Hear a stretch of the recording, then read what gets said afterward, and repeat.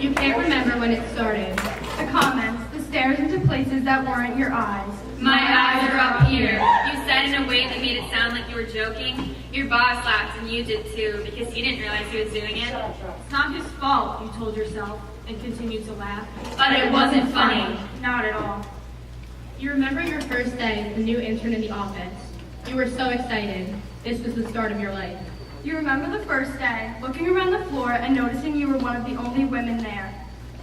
You remember feeling invisible all the time, and you began to melt into the background at meetings, and you had to sit and wait patiently for all of the men to speak before you got a turn. You didn't want to be pushy. How when it was finally your turn, everybody's eyes glazed over. How it seemed like nobody was taking you seriously. How your ideas were brushed aside with a condescending smile. How it felt like you weren't even there. But you were there.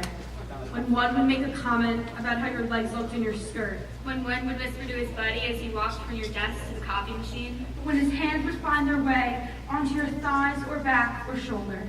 And you stayed silent and let it happen. You were the cool girl, the girl who could take it. You remember overhearing the bosses talking about how one of the new male interns was dynamic. How he could be a real asset to the company. How he was a leader. He was your friend and you were happy for him. But you couldn't help it. You were upset. You noticed how he was bold enough to get everyone's attention. How your coworkers listened to him when he spoke at meetings. How his feedback was about his ideas and not his outfit. You noticed how they took him seriously. Why was he a leader? Why were you invisible? You remember how your boss's hand fell as he ran them up your thigh while you sat listening to a coworker's presentation. You didn't say anything, but you remember feeling numb. Violated. It's not a big deal, you told yourself. You were supposed to be the cool girl at the office. The girl who could take it. You didn't want to risk your career. The young new intern. You didn't want to make a big deal out of nothing. But it wasn't nothing. And it wasn't funny. Not at all. This is Shattered, Defying the Workplace Dynamic. I'm Jess Avalafia. I'm Skylar Katz. I'm Allie Papavchak. I'm Erin Layton. I'm Hannah Brancaccio, and today we will discuss what happens as a result of the unbalanced gender power dynamic that exists in the workplace. All of you in this auditorium are here to get an education. And with this education, we have the same goal of getting a job one day. But once you get this job, no matter what career you choose to go into, you are at risk of being affected by the power dynamic. The dynamic is the way that people interact with each other. Sometimes these interactions involve power. A power dynamic means that somebody holds more power over another person. In the workplace, this is most often seen between men and women, where men in positions of power use it to get ahead or take advantage of the women below them. Verbal, emotional, and physical harassment are often results of this dynamic. Harassment is defined as aggressive pressure or intimidation. It can happen to anyone. Men, Women. This could even be you. However, women are usually the victims of this imbalance. They face many forms of discrimination at work, such as being criticized for acting with authority, Being turned down for promotion or position. Or experiencing sexist comments, as if their bodies are more important to their job than their brain. a study done by the Pew Research Center says that women are twice as likely as men to report they've experienced one of these forms of discrimination at work. And when a woman faces the effects of the power imbalance, she's put into a tough position. Does she deal with it and keep her career? or does she speak up and risk everything she worked so hard for? People should never have to be put in a position where they must choose between their career or their well-being. But this system is so ingrained in our culture that money nuts don't realize it's been happening for a long time. This imbalance exists in our language, the jobs we have, And the hardships we face. As future career holders, this is an issue that we will all most likely face or witness. Men and women have become used to this imbalance of power because it has been excused, overlooked, and accepted for generations and generations. In the past, these actions have mostly gone unpunished, and women have been taught to accept and deal with this behavior. But for the first time in history, women are speaking out in masses about their career struggles. Time's up for workplace inequality. When we think of the workplace, it's often assumed to be a business-like setting. But the workplace goes beyond an office cubicle. places as large as Hollywood and political offices, and as common as internships, retail, and food service, all fall into the category of a workplace environment. Within the workplace, there exists an inequality between men and women, the gender power dynamic. And one of the reasons it exists is because of the language associated with women. Jose dos Santos, the CEO of the corporation Cell C, said that women do have a bitch switch, and boy, if you see two women fighting, it's worse than two men having an argument. In this remark alone, women are established as overly emotional and catty, not due to their behavior, but simply because they are women. Men in power, like Dos Santos, use their positions to make sexist and degrading remarks about women, which further limits their ability to advance within their career. Dos Santos adds, I mean, can you imagine? You've got 12 gorgeous women, and say 4 or 5 of them walk into your company. Do you know what it does to the atmosphere in that company? The men dress better. They shave every morning. Not only are women unfairly labeled, but they are being regarded by men in business as eye candy and a potential conquest rather than what they can do for the company. These stereotypes held against women in the workplace suggest that women can't naturally succeed in leadership positions. If women want to be taken seriously at work rather than something nice to look at, they are forced to act as men do to get ahead, because as a society, we associate leadership with men. Women are held to a double standard, or a concept that accepts things for one group and not the other. In terms of the workplace, women are expected to act as men if they want to achieve professional success or be taken seriously. However, once they do, as shown in the following advertisement, they are criticized for it.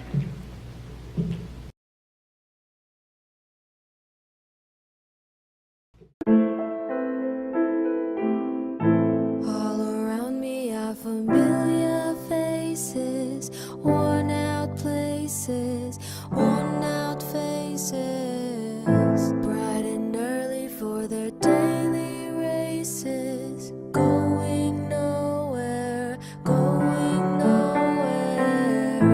and their tears are filling up their glasses. No expression, no expression. Mad world, mad world.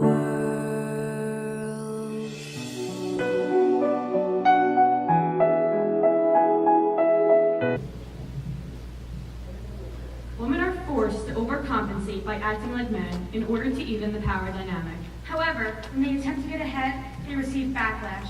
Ambition becomes Aggression, Negotiation becomes nagging. Persuasive becomes pushy. It's impossible for women to advance in their careers if they're constantly held back by this double standard. women are negatively labeled and criticized for having the qualities that men are rewarded for having. In 2017, the New York Times reported that women who negotiated for a promotion were 30% more likely to be called intimidating, bossy, and aggressive. Women are given these labels simply for attempting to further their careers. This stops women from entering leadership positions and contributes to the imbalance of power in the workplace, where men are able to be more assertive, stern, and in charge. These characteristics would validate a man's power, while if a woman were to act the same, she's labeled as bossy. Women only make up 19% of CEOs, yet are twice as likely to be called bossy. How can we call women bossy when we don't even permit them to become bosses? The glass ceiling is the barrier that prevents women from further success at work because of their gender. It's a metaphor for the reason why women can't achieve the same positions as men.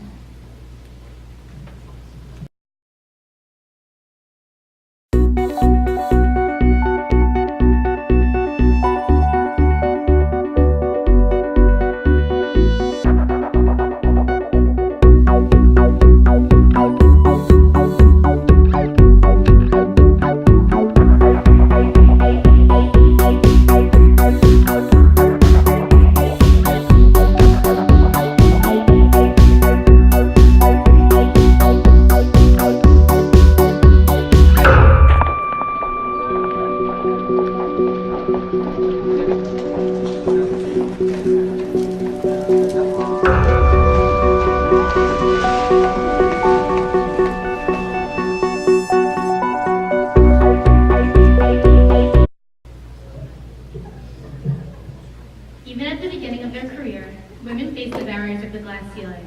Men are 30% more likely to be promoted from an entry-level position to manager. From entry-level to top positions such as CEOs, the gender divide expands drastically as the power level increases.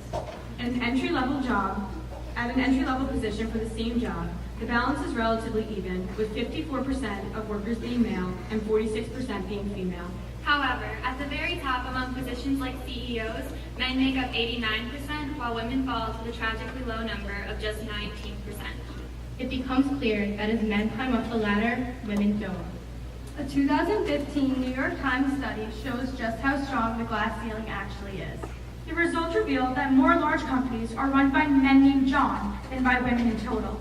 The fact that there are more men with the same name than there are women in total shows how much power men hold over women in the workplace. But this doesn't just apply to the business world. The glass ceiling is also extremely prevalent in politics. The United States has never had a female president. Yet has had 6 presidents named James. 5 named John. And 4 named William. Without the voice of women in politics, the interests of women aren't properly represented in the United States legislation. This continues to strengthen the power dynamic, giving men more power over women. Elle Magazine created a campaign called #MoreWomen to show how underrepresented women actually are in politics. The following video contains images from the campaign that show what it looks like when men are photoshopped out of the political workplace.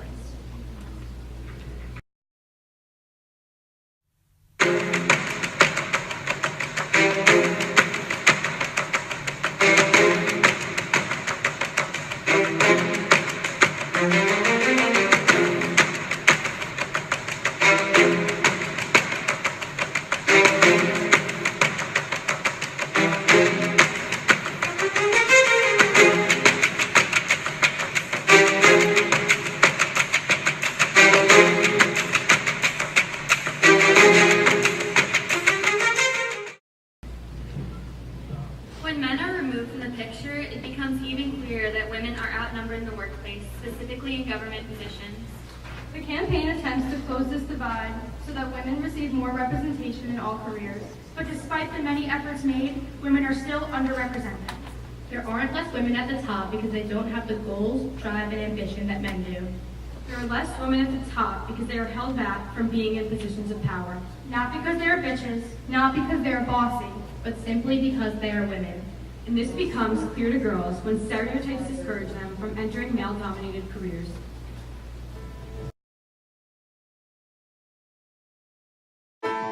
Here's where I will not lead the defense that proves innocence.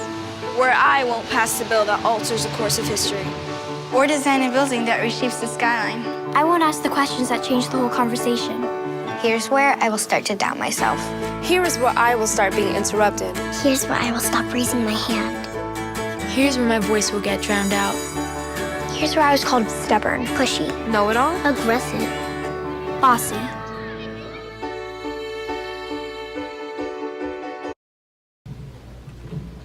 The lack of females in positions of power and influence take away the opportunity for young girls to have role models that they can relate to. This sends a message to girls at an early age that they are limited in career opportunities due to their gender. This leads girls into pursuing careers that are traditionally held by women, such as teaching and nursing. These are known as pink-collar jobs. Even though society is far more progressive regarding women's rights and roles, pink-collar jobs are still prevalent today. For example, the #1 job that women have held since 1950 is a secretary. jobs dominated by women pay less in careers where men make up a majority, and are also considered less respected. Because of the idea that a man's work is more valuable to society than a woman's, people tend to believe that jobs done primarily by women have less value. For example, people tend to think it's more impressive to be a surgeon, which is a male-dominated job, than a nurse, which is a female-dominated job. And even when women do enter male-dominated fields, they're at a disadvantage because of gender stereotypes. This is what comes up when you Google nurse. This is what comes up when you Google doctor. This is what comes up when you Google engineer.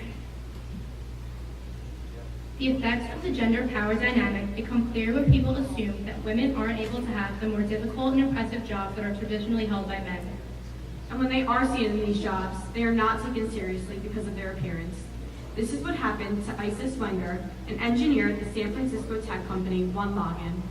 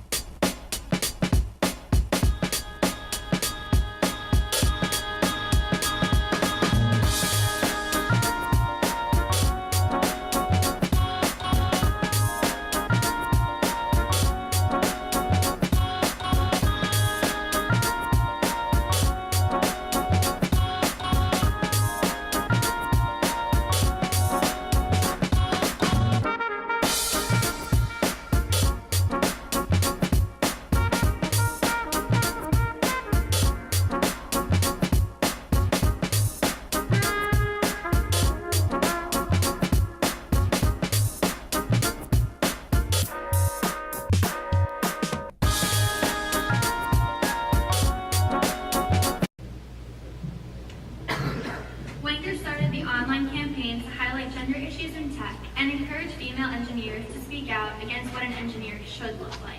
These misconceptions about appearance are common in other male-dominated fields, such as medicine. Female doctors and surgeons are often mistaken for nurses in hospital settings. Victoria Gershuni, a third-year resident in general surgery at the Hospital of the University of Pennsylvania, said that she is frequently mistaken for a nurse, and although she respects and appreciates nurses for the important job they do, it's a different job than her own. Why, when you see a woman in white, you assume she's a nurse? These women have to spend extra time explaining to patients and family members that they aren't nurses and are qualified to discuss medical and surgical plans. Oftentimes, these patients refuse to believe them or would prefer treatment from a male. One study found that when choosing between a male doctor, a female doctor, or the most professional doctor, 60% of adults would choose the male doctor. Only 21% would choose to be treated by the doctor with the most experience. The idea that women are inferior to men despite their education, experience, and qualifications continues to allow the gender power dynamic to exist in different workplaces. Because of this, women have been guided down paths towards pink-collar jobs and away from science, technology, engineering, and math fields. For example, only 7.9% of mechanical engineers are women. Susan Fowler is one of the 7.9%. In 2016, she worked at Uber for a little over a year and left due to the sexist nature of the company.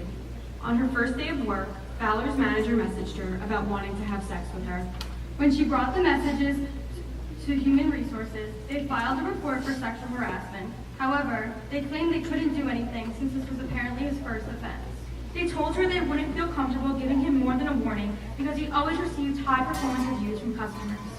Fowler was told she had to choose between leaving and joining another team or staying and accepting a poor performance review. Instead of punishing inappropriate behavior, Human Resources forced Fowler into making a choice between feeling safe in a different position or feeling uncomfortable in the same one. Fowler later found out that Human Resources lied to her after speaking to other female engineers at the company. This was not her manager's first sexual harassment offense. Many of Fowler's co-workers told her about their own experiences with sexual harassment, specifically with the same manager that harassed Fowler. Uber was protecting a manager who repeatedly abused his power to sexually harass female employees just because of his ratings. The power dynamic is fueled by instances like these, which excuse men's inappropriate behavior and silence women's attempts to speak up. When Fowler tried to request a transfer into a different group, she was denied because she was not showing an upward career trajectory. Fowler pointed out that she was publishing a book, speaking at major tech conferences, and doing all of the things that you need to do to have an upward career trajectory. But management said that it didn't matter, and she needed to prove herself as an engineer.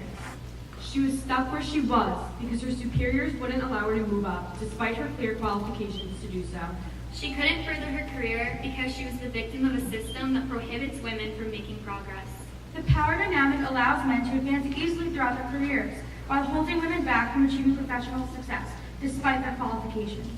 When the company saw a decrease in the number of female engineers, one director said that the women of Uber just needed to step up and be better engineers. Their progress is limited because they're told they're just not good enough at what they do, even though that's clearly not the problem. When we allow male superiors to get away with sexually harassing their employees or denying them a work-related transfer due to their own personal gain, we allow the workplace to become an environment that promotes the power imbalance between men and women. Sexual harassment in the workplace doesn't just happen in large corporations. It happens in everyday workplaces, even at the jobs many of us have, like in the food industry. Most of us are aware or have experienced ourselves that the success in jobs like waitressing is dependent on tips. According to the U.S. Department of Labor, 43 states aren't required to pay minimum wage to tipped employees such as waitresses. This means employers are only required to pay servers $2.13 an hour. Since servers rely on tips as the majority of their income, it puts a huge amount of power in the customer's hands. As a result, all servers are in a position where customers can abuse their power to harass them. However, women are far more likely to face this treatment. The following video shows the difficult choices servers are forced to make in order to earn a living.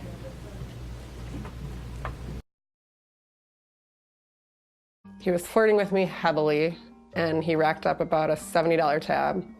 And when I turned him down for dinner and drinks, he wrote a 0 in the tip line. He grabbed me, pulled me by my waist, and started trying to kiss me on my neck and stuff, and I'm pushing him away. But he kept talking about wanting to bend me over and spank me. He looked at me and said, "Would you ride me like a pony?" I've never been with a black girl. I felt a hand go underneath my dress. He was asking me where I live. I screamed to my manager, who happened to be there, "Hey, that guy just touched me." Nothing happened. Sex does sell. You have to balance it out, but still try to keep your dignity. Most of my day is geared towards how is a man going to feel about me? How can I maximize tips without feeling overly sexualized? Between the hair and the makeup and how much cleavage do I want to show today? You don't want to look too sexy, but you don't also want to look sexless. And you must always be aware of the balance. It's a very thin line. Yep. On one hand, this guy just violated me, and on the other hand, I needed the $20 tip. You have to fight for your tips because you can't just say, no, don't. I had really had it. And I wanted to say, I shouldn't have to take home less to my child because some guy wasn't into me that day. Smiling isn't consent. Don't touch me. Don't touch me. Don't touch me. no one needs to touch each other. If I wanted to get hit on, I'd be on the other side of the bar. Yeah.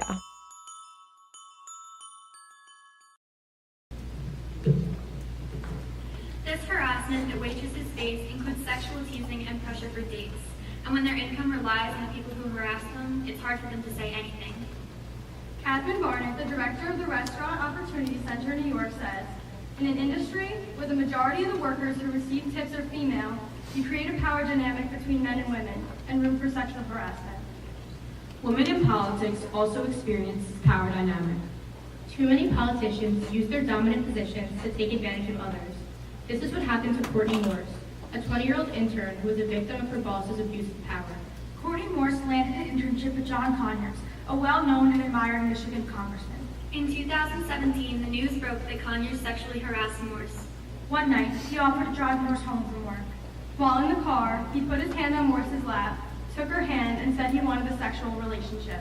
She was conflicted as she was forced to consider what this meant for her new career opportunity. But she chose to say no. That's the moment when Conyers mentioned Chandra Levy, a past White House intern like Morse. Chandra Levy was murdered, and her skull was recently found in a Washington park. Her case was still being investigated at that time, and Conyers claimed to have inside information about it. Terrified, threatened, and not wanting to end up like Levy, she got out of the car and ran. For 16 years, Morse stayed silent about the incident. Courtney Morse was forced to end her internship because she felt uncomfortable that her boss tried to use his position of power to force her into an unwanted sexual relationship. Conyers isn't the only one. Even at the highest level of politics, too many men in positions of power are guilty of taking advantage of women because they see them as inferior. In 1998, news of the year-long affair between President Bill Clinton and White House intern Monica Lewinsky flashed across every American paper headline and TV screen. Now, 20 years later, Lewinsky questions the significance of consent in her affair as a 22-year-old woman with her 49-year-old boss, the President of the United States. Consent is permission for something to happen or an agreement to do something.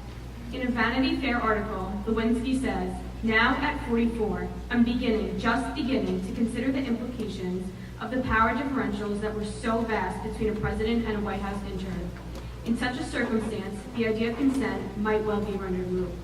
Although power imbalances and the ability to abuse them do exist even when the sex is decades ago, and how important it is to speak up despite the risk."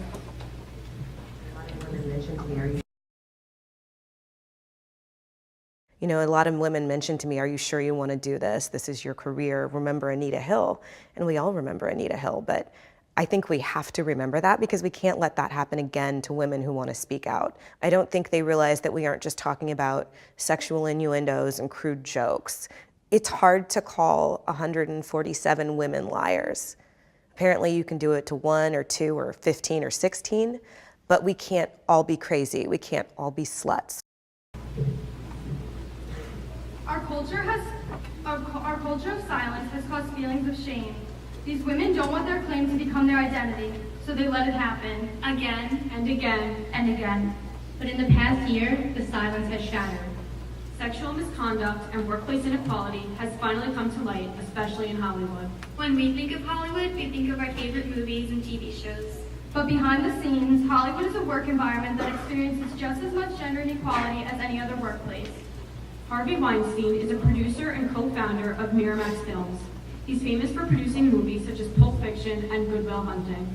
In October of 2017, the New York Times released an article that exposed Weinstein's long history of sexually harassing over a dozen women. Since its release, 84 women have come forward and accused Weinstein of harassment. Representatives of Weinstein all argue that his actions were consensual or that women gave him permission for these sexual acts. However, this is not the case. The following clip is a discussion between Weinstein and a Filipina-Italian model. Weinstein continuously begs her to come with him to his hotel room and ignores her desire to be left alone. When she asks why he gropes her, he claims his behavior he's used to. I'm feeling very uncomfortable right now. Please come in now, and 1 minute, and if you want to leave, when the guy comes with my Why jacket, you can go. yesterday you touched my breast? Oh, please, I'm sorry, just come on, I'm used to that. Come on. Are you used to that? Yes, come in. Because No, but I'm not used to I that. won't do it again. Come on, sit here. Sit here for a minute, please. No, I don't want If to. you do this now, you will embarrass me. But no, never call me again. Okay, I'm sorry. I promise you I won't do anything. I know, but yesterday was too The guy much is for me. coming. I will never do another thing to you. 5 minutes. Don't ruin your friendship with me for 5 minutes. I know, but it's kind of like, it's too much for me. I can't. Please, you're making a big scene here. No, Please. but I want to leave. As a big-name producer, Weinstein had the ability to change the fate of her career if she refused to do what he asked of her. He blackmailed a woman into watching him masturbate in exchange for a shot at making a name for herself with a movie deal. He fired a different woman from his promotion company when she declined his request for a date. He threatened to ruin another woman's career if she tried to talk about what he did to her. In every case, Weinstein took advantage of the dynamic that gave him the power to manipulate these women. As his former employee, Lauren O'Connor, said, "I'm a 28-year-old woman trying to make a living and a career. Harvey Weinstein is a 64-year-old, world-famous man, and this is his company. The balance of power is me, 0, Harvey Weinstein, 10. This goes for all of his victims. They were forced to endure sexual harassment for the sake of making a name for themselves in the industry. Despite all they had to lose, the Weinstein victims spoke out about their story. They tried to bury us. They didn't know we were seeds. For centuries, these systems have silenced these women from speaking out against the injustices that they have faced in their careers. The victims of sexual harassment and workplace inequality have finally found a voice. And from that voice grew a movement. The Weinstein scandal has inspired millions of women from Hollywood, Washington, and every other career sphere to put an end to sexual harassment. The Me Too movement was founded by Tarana Burke as a way to spread awareness of sexual assault and harassment in impoverished communities of color. The wave of celebrities who have spoken out influenced the movement to social media. On October 15, 2017, actress Alyssa Milano tweeted, "If you've been sexually harassed or assaulted, write Me Too" as a reply to this tweet. She followed with a picture to explain the goal of her tweet, to give people a sense of the magnitude of the problem. By early November, #MeToo had been tweeted 2.3 million times from 85 different countries. Hashtag balance Tom Ford. Hashtag Anna Kaman. Hashtag Yo Tambien. Hashtag Qualca Volta Ken. Hashtag Yato Day. Even though these hashtags are written in many different languages, they all mean the same thing. They show women around the world uniting to share their experiences. This is the first time in history that women of all races, ethnicities, and socioeconomic backgrounds, women from all professions and from all across the globe, are joining forces and speaking out against the sexual harassment they've endured for years. This year, Time Magazine named the renowned person of the year the Silence Breakers, to honor the courageous men and women who have removed the invisibility from the horrific stories of sexual harassment and violence that have been circulating in our news. The Silence Breakers have made this an issue that we can all understand and relate to. The Silence Breakers have made this real.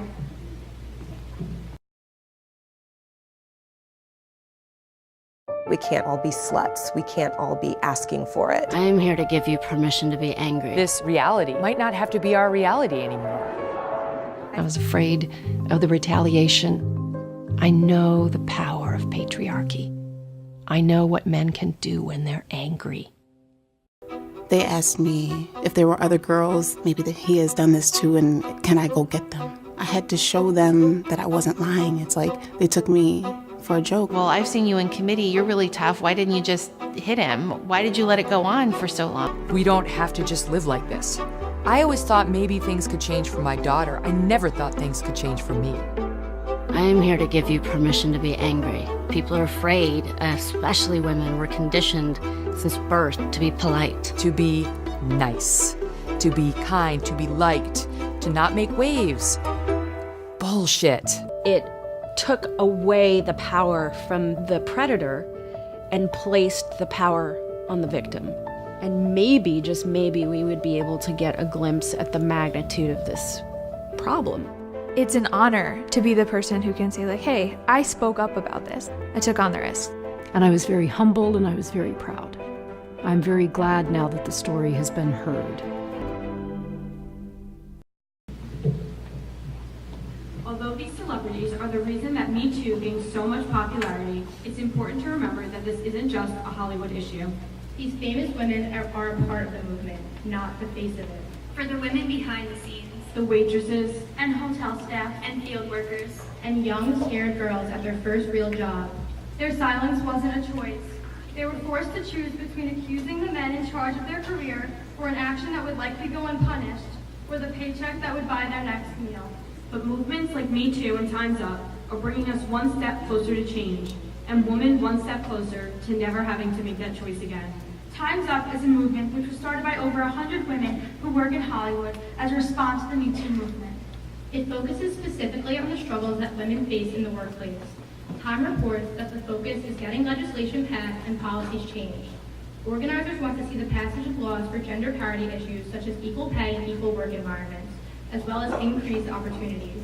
Famous actresses and women's rights activists like Reese Witherspoon and Shonda Rhimes are only a few of the powerful women who have banded together to make a change through Time's Up. The overwhelming popularity of the movement has made it clear that the time is up for the workplace power imbalance. A letter addressed Dear Sisters, published in January 2018 for Time's Up says, now, unlike ever before, our access to the media and to important decision makers has the potential of leading to real accountability and consequences. We want all survivors of sexual harassment everywhere to be heard, to be believed, and to know that accountability is possible. One hashtag has empowered millions of women across the globe to expose the reality of sexual harassment in the workplace. In a Time online poll of American adults, 82% of respondents said that women are more likely to speak out against harassment since the Weinstein allegations. But this is just the beginning. We are living in the middle of one of the most revolutionary human rights movements in history. Women are taking a stand against something that has been normalized, accepted, and overlooked for centuries.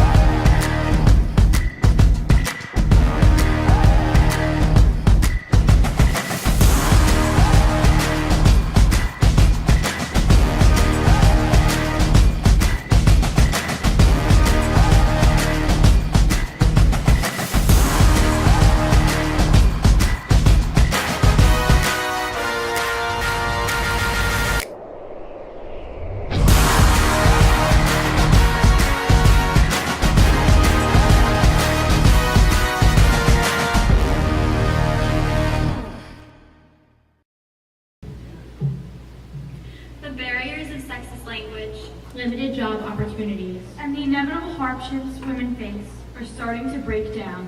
The power dynamic doesn't have to be an issue in the workplace anymore. The silence is over, but the fight is not.